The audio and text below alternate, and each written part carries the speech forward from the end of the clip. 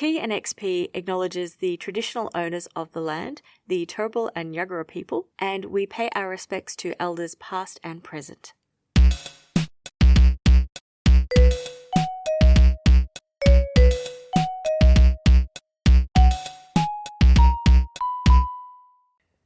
Welcome to T&XP, a couple's cozy gaming podcast. We're feeling cozy and we hope you are too. My name's Alexander. And I'm Erin. T&XP is like a book club for cozy video games. And today we're going to be looking at Tiny Bookshop, a game that pumps the whimsy right up to 11. Yes, but first we have to address the elephant in the room, which is the fact that I cannot stop singing, "Hold me closer, tiny bookshop, do-do-do, driving books all down the highway." And I decided to get that out of my system so I can now get on with the sensible review that we know is coming. Yeah, look, just for our listeners, that was not staged. She has been singing that every time I mention it in conversation, like, what game do you want to play tonight? And yeah. Poor Alexander. Speaking of singing, though. So here at T&XP, a couple's cozy gaming podcast, we tend to talk about things we do, like we've mentioned some travel and a couple of hikes we've done, but we don't talk about work, and that's a choice we made very early on when making decisions about the podcast. Yeah. And it's wildly different from what I do now, but one of the reasons I'm so excited about today's game is because once, a long time ago, in a galaxy far, far away, I was a librarian. And yeah, this probably explains some of the structure of the podcast we've had, just for our listeners. Yeah, maybe, but also, most of our listeners are still probably friends and family and therefore know about my sordid literary-based career phase. And two, I don't think you should sell your own bookish self short. You're a very well-read and educated person, and it's one of the many reasons I like you very much. Nah, you're so mushy. I am. This game made me feel borderline illiterate, but we'll get to that later. Okay, but being a librarian was the most fun part of my career to date. And we had themed weeks and really fun displays, and my favorite was Crime Week, where we made tape body outlines on the library floor, and then kids would come along and they'd throw themselves down into them. And we also had a really fun Lego Star Wars week where you had to discover characters amongst the shelves, and I had a lot of freedom and a really good budget, so it was a truly wonderful couple of years. My absolute favorite part, though, was matching people with books. And some people are really easy. You just point them at the romance or the horror and they will enjoy themselves. But it was really satisfying getting the right book into a picky reader's hands. A lot of readers don't actually know themselves as well as the readers in Tiny Bookshop. And so I'd get people being quite vague, and I in turn developed quite a good pitch, by which I mean the ability to crunch a book summary right down and have a good hook for people to want to pick it up. And I remember getting this rough and tumble 17-year-old boy, just like one of the lads, interested in David Levithan's Every Day, which is about a person who wakes up every day in a different person's body. And he actually read it, and he said it was the first book he'd read all the way through. I am still so proud of that. But the most fun book recommendation moments were actually when you'd be asked for a book or a type of book, and you could just reach right into the shelf next to you and be like, bam, right book. Absolutely addictive superpower moment. Okay, you know what would have made that even easier is if it was like a smaller library, like a tiny library. A tiny library, yes. Yeah. Anyway, I will stop rambling and we will jump into the game, and hopefully our listeners will understand really soon why this is such a satisfying game, even if they haven't already played it. Yeah, but it's good for them to know just going in, this game was tailor-made for, you and I, so, yeah. So, Tiny Bookshop was developed by Neoludic Games and published by Skystone Games. Tiny Bookshop was quickly one of the standout cozy games of 2025, and it's just another fantastic example of a great indie game. Critics and players praised the game's relaxing tone and thoughtful presentation, and the Steam reviews were overwhelmingly positive shortly after launch. So this got off to a really exciting start. Pre-release, the game received the Ubisoft Newcomer Award at the German Developer Awards in 2023, and following release, it continued gaining recognition at, this is a long list, Gamescom 2025, and the German Developer Awards, where it won categories including Best German Game, Best Indie Game, and Best Graphics. Even this is just a tiny selection of the awards it won, and it was nominated for even more.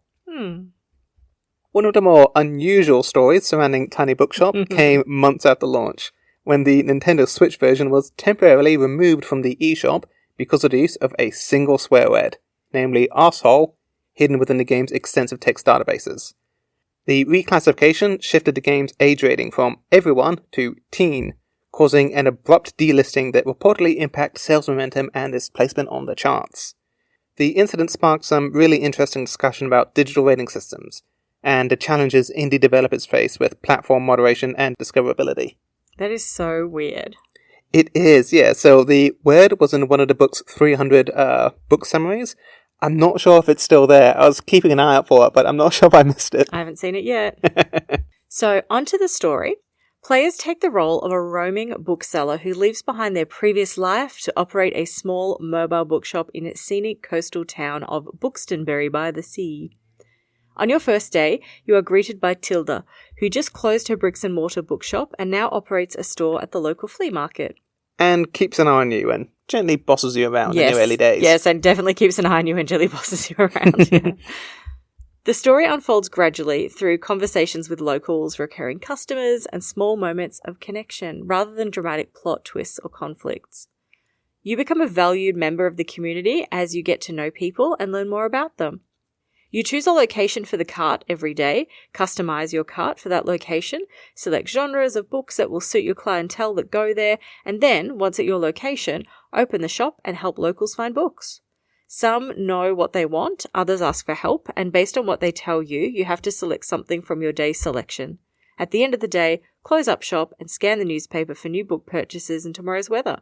Use your journal to track ongoing tasks or challenges. Much of the storytelling in this game, I think, Alex, comes from learning what kinds of books resonate with different characters and gradually understanding who they are through these preferences. But there are also storylines to pursue. Different characters set you on your path to find out who vandalized the local grocery store or helped revive a local performing arts scene. There is a final event in the game that triggers the credits, but pleasingly, you can play past this point in a meaningful way that is very lovely, and we won't spoil it for anyone. Yeah. Why don't you tell us about the game mechanics and how to play this game? So, Tiny Bookshop is a shop management sim at its core. Mm-hmm. I wasn't even aware that shop management sims were even a genre a couple of years ago, but there's actually this huge range and there's some great titles in there, but we'll get to that later. Yeah, definitely. So rather than focusing on fast-paced objectives or traditional progression systems, in Tiny Bookshop the game emphasizes thoughtful organization and personal connection.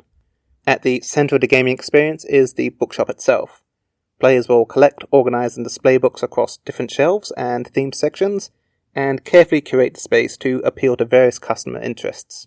Books belong to different genres and categories, and matching them to the preferences of visitors becomes a really critical part of the gameplay loop. Running the shop is actually pretty easy. You just open your doors and customers show up and start meandering inside. Some people buy books without your intervention, while others ask for assistance, which is signaled by a speech bubble and a little slow countdown timer. Now, this is the only timing of the game, and you don't need even remotely good reflexes for this. It's just a notification. Success in the game is also pretty low stakes. It's less about maximizing profit and more about understanding what kinds of stories resonate with particular people. Although it is nice, of course, to have money to buy more books. It is nice to have money to buy more books and afford the parking each day. Yes. Between days, you can customize your tiny bookshop, and customization plays a really big role throughout the game. Players can decorate both the bookstore cart and its surrounding setup using furniture, signage, plants, lighting, and some small aesthetic details. These decorative choices influence the mood and identity of the shop, allowing players to create anything from a cozy vintage reading corner to a bright seaside literary stall. Importantly, for those not attached to decorating, just for the sake of it, the objects you put in and around your bookshop influences your chances of selling a book for that day. For example, if you hang the decorative fishing net on your cart, you will sell more travel books that day. You do need to be a little aware of what you're doing, though, because some items are a double-edged sword.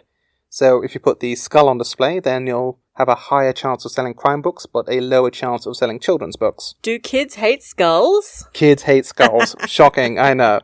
Actually, okay, this is an unhinged segue, so I'll keep it. Nicolas Cage has strong feelings about this. Go on. That when he was doing interviews for his Ghost Rider movie... Oh god, yeah. Blast from the past. Yeah. Well, the protagonist has like a flaming skull as, in place of a head. And Nicolas Cage was arguing that that should not be inherently scary. Mm-hmm. Because everyone has a skull inside of us. And so if everyone has a skull, why are they scary? Okay, but doesn't that just sound like the opening of a really bad children's song? Like, everybody has a skull inside of us, you know? Anyway. Yeah, look, he didn't make a particularly compelling argument, and I'm actually with Tiny Bookshop on this, that maybe the skull would put off kids, but sell more crime novels. Yes. Well, thank you for that enlightening diversion. Yeah, okay, getting back on track. So, in addition to customizing your shop, you'll also decide where to set up each day. The traveling component adds another layer of variety and strategy to the gameplay. As the bookstore moves between different locations in town, players encounter new customers and community events. Each area introduces fresh opportunities for arranging inventory and adapting displays and discovering new books that suit the taste of the local population. The day and location itself is also really important. People visiting the beach will be more interested in, say, kid, fantasy, or crime genres, while at the university they'll be looking for fact books, dramas, and classics. On top of all of this, the weather, day of the week, and local events will also impact what people are looking for and how many customers you get. Yeah. So, don't show up to, the supermarket on a Sunday when it's closed. Don't show up to the beach when it's raining, kind of stuff like that. I showed up to the university on the weekend, and that was a bad idea. So, yeah. But I suppose customer interaction is another key mechanic. Yeah. So players learn about recurring characters through conversations and purchasing habits and gradually develop an understanding of the personalities and reading interests of your clientele.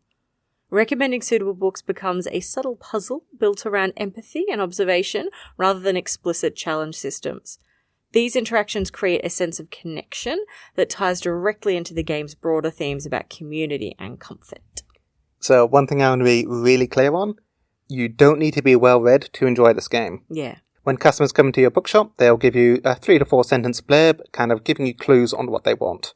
Sometimes they'll refer to another book they like, and when that happens, and this is important, you can hover over the title to get a summary of that book, which is really helpful.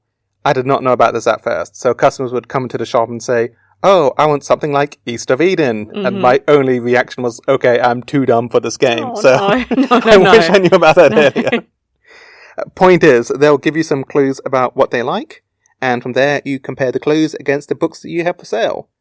Players click on a book to get a summary, which will tell you about the author, the length of the book, and the year it was published, and all this helps you figure out what the character actually wants to read. Yeah, so some characters might say, "I want something from the century," or "I'd love a female author," and this information becomes really helpful. You can't always match 100% of the clues, and sometimes you'll actually be rewarded for surprising the customer by, say, picking something from a different genre which still manages to tick all the boxes. I love that bit. The genre of the books are also color-coded, incidentally, so you can organize your books and make it really easy just to browse your options and find what the customer wants. Okay, but did you ever have that thing in school where you associate a color with a subject? Maybe. What do you mean, like physically or mentally? No, like mentally. So like in my mind, the subject English is yellow or red and like maths is blue or green. Okay, kind of, but I always thought like English would be blue or green, that it's like a calming color rather than an analytical color. So I feel like I'm answering the question here, yes. Okay, but I mean, you're wrong about English being blue or green, but yeah, like I feel the same way. And I bring this up because you can actually change each genre to what color you prefer. So if to you crime is Barbie pink, you can actually sell pink crime novels. It's a setting you can change. Yeah, I can see you covering the serious mechanics here. It's just a feature some people will really like, but it's not obvious you can do it. So I think it's worth pointing out. All in all, the mechanics of the game are gentle and deliberate. There's no accidental clicking of books, no timing considerations, no countdown as you furiously try to find the correct book for a person. Even if they say that they're in a rush, they're not. You have as much time as you need to pick something out. Yeah. Why don't we talk about the characters, who are one of the delightful highlights of this game? They are. So you play as the bookseller, who has left their previous life, packed up an adorable towable book cart, and driven off to a relaxed seaside town. There's a number of times when people ask you why you're there, if you miss anything from your past, and you actually get to be as evasive and mysterious as you'd like. The backstory to the bookseller isn't actually the focus. It's how they integrate into the community by helping the people they meet.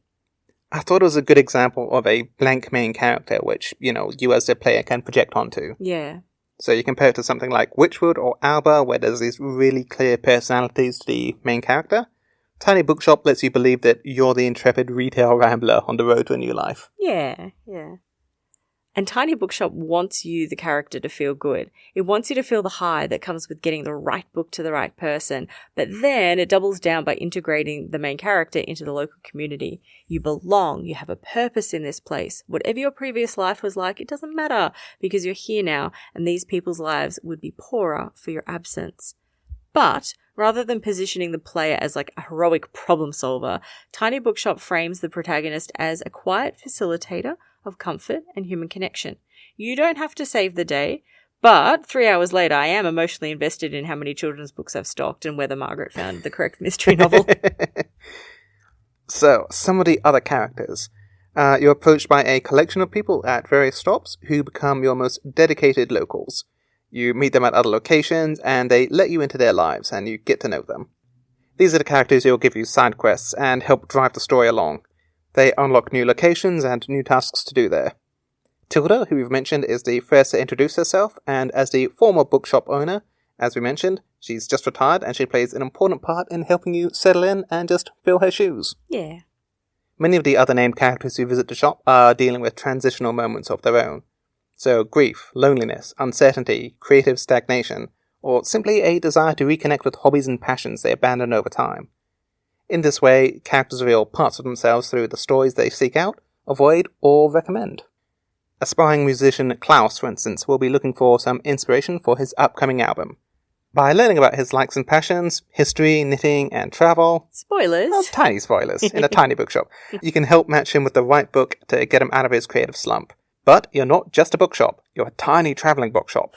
So you'll also help promote his band by displaying his posters as we travel around town, and keep an eye out for potential venues to play at, and more that we will not spoil. Yes, lovely. Why don't you talk art? I shall. Okay, so the art style on Tiny Bookshop is simple and colourful. There's seaside locations, picturesque ruins, rainy afternoons, and just ambient details which all contribute to an atmosphere focused on slowing down and paying attention.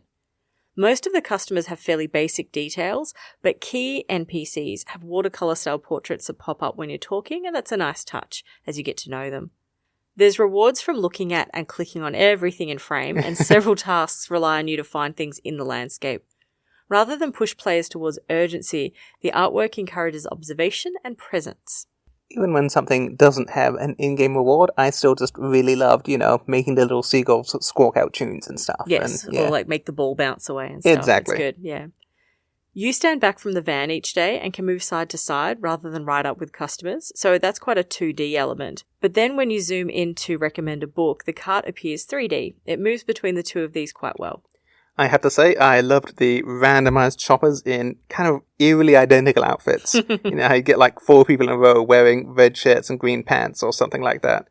I know it's not important, but I did find this slightly amusing and just, trying to imagine that there's this really limited range of clothing retailers out there. Or maybe it's actually a cult. Maybe, yes. Everyone has to wear the red top and green pants. Look, for a cult, they're still really open-minded about literature. Quite literary, and yeah. That's true. So music, Tiny Bookshop has a great little soundtrack. It's not a long soundtrack, having about 30 minutes of music loops made by Raven Roosh. It sets a tone in a gentle but also peppy way, with some really lovely guitar moments as you enter the town for the first time, and some chill lo-fi beats with strains of harmonica. For me, lo-fi with acoustic leanings is right up my alley, so I really enjoy it. In terms of accessibility, there's a few features. One we've hinted at, which is the ability to change the genre colour, which maybe is just because, as you say, you associate it with a certain colour mentally, but I also suspect it might be there for colourblind people. Oh, yeah, I suppose. Other than that, the gameplay style and pace makes it all quite accessible. We played with a mouse, and we personally found that easier than a game controller, but it really just comes down to preference. You don't need to type or use multiple buttons at once, and there's no tricky timing, so it loans itself to gameplay without modifications. If you do want modifications, though, Tiny Bookshop has many. You can adjust sounds individually, so if you want music but not sound effects or ambient world noise, you can adjust that to your liking. Yeah, and when a customer wants a book recommendation, there's a 10-second timer. We mentioned before that, some people want help. There's a 10-second timer to notice and click on, but you can actually adjust this timer right up to 30 seconds or remove it altogether so that you progress to every book recommendation stage. This is great if you just don't want to miss any customers, but it does lower, I suppose, the autonomy over the game. There's some good pauses you can activate when looking at tools, and you can also reduce visual effects if the lighthouse flash or some changing light impacts you. You can also change mouse speed just for tracking around. So if you don't like the mouse zipping around everywhere, or it doesn't suit you for whatever other reason, even if it's just a preference, you can control that. There's actually a fair bit more nuance to the accessibility features, but most of them are just very technical features, so I just ran through some of the broad strokes. Thank you. So, some of the ideas in Tiny Bookshop. I think at its core, this game is really about exploring belonging, burnout, reinvention, and the emotional role that books play in people's lives. The books, of course, help people connect with themselves, but as a bookseller, you connect with others, building and integrating into Buxtonbury by the Sea community. Yeah, I really like that. It definitely taps into a yearning so many people have about quiet, slower lives, and therefore really knows the cozy gaming community and what makes them tick. I think another important aspect of the narrative is the sense of movement and impermanence. This is really kind of emphasized at the start of the game when you're new to town. Because the bookstore travels from place to place, the player initially experiences a series of temporary communities rather than one fixed setting, which is, usually you'd have like a home base, like an abandoned farm or an abandoned shop or anything, rather than having to travel the town like a vagrant. Sorry, but they're just weird examples. There's nothing like building communities than an abandoned farm. That is the standard for the cozy genre. It's true, though. It's true. It just made me laugh when you said it out loud. I'm like, oh, yeah. So because you're traveling around and there's no one fixed setting, relationships tend to form slowly, and departures are inevitable, which reinforces these themes about appreciating small moments and fleeting encounters. As you settle in, though, there's this steadiness that people will be around again next time once you're in that location. Yeah. And you kind of get the sense of familiarity, and, it's a slow burn, but you do get a sense of belonging as well. Yeah. It's a good example of having to be part of a community to experience community as well. Yeah, it really is. I think a lot of cozy games don't do community that well, or they do it in a very kind of artificial and pandering way, but I thought Tiny Bookshop really nailed it. Yeah. It's not the kind of game where you're going to have a big personal reveal as the main character, but somehow the game is still incredibly moving and just gentle. Tiny Bookshop somehow turns organising books into therapy. You're not saving the world, you're just helping people find the right story at the right time. I think, based on the ideas we just talked about, that one might think that Tiny Bookshop is a really deep and meaningful game.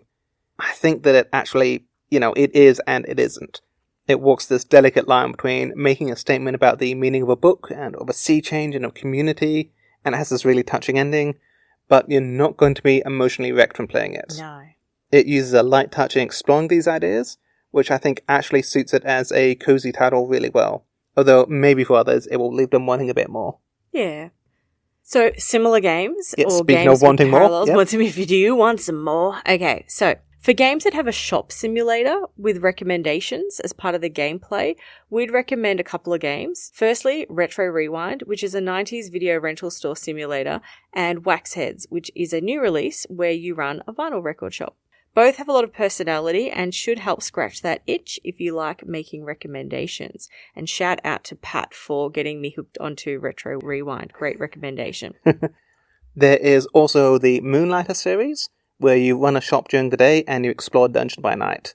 That said, it might not qualify as cozy because it is quite an action-oriented game when you're going into the dungeon. Yeah. The closest game to Tiny Bookshop I must admit I haven't played is Little Library, which came out in April 2025. It looks a bit like Stardew Valley, but it is all about those book recs and has real books in it as well. So if that's what you must do, that would be another one to play following Tiny Bookshop. Adding a layer of complexity to that, I'd suggest Strange Horticulture. It's a shop sim where you run a plant and apothecary store. You have to make your recommendation based on the correct identification of plants, with some high stakes if you get it wrong. And this is happening while you are investigating a local conspiracy in your region and bouncing between travelling locations across the map and running a store. Yeah, fun game. Finally, some bookish game recommendations and maybe a broader sense of the term.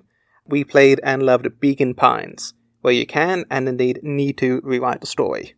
Your choices impact later in the game, and it's got this really lovely storybook visual aesthetic throughout. Lost Words Beyond the Page is a fantasy adventure with some great music and voice acting, but with some very moving themes as well, so that would be my other recommendation. And look, Alex, it's a bit left of field, but stay with me. Yeah. Skyrim. Oh. Although it seems like... Okay, I know it just seems like a cozy-ish fantasy adventure game. Some listeners will know that Skyrim is absolutely full of readable books that you can collect in your own library too, should you build one in your house. The fantasy action adventure game has long been considered cozy adjacent. If you ignore like the bandits and dragons and Skyrim. Yeah. But if books are the parallel you're looking for, then I say think about it. Okay, look, it does have some good books in Skyrim. I can't argue with that. Okay, onto the cozy rating. Take us away, Alex. Okay, so ultimately, Tiny Bookshop tells like this deeply human story about finding meaning in small acts of care. Its narrative resonates because it treats ordinary kindness like remembering someone's tastes or creating welcoming spaces or recommending the right book at the right moment as something genuinely important.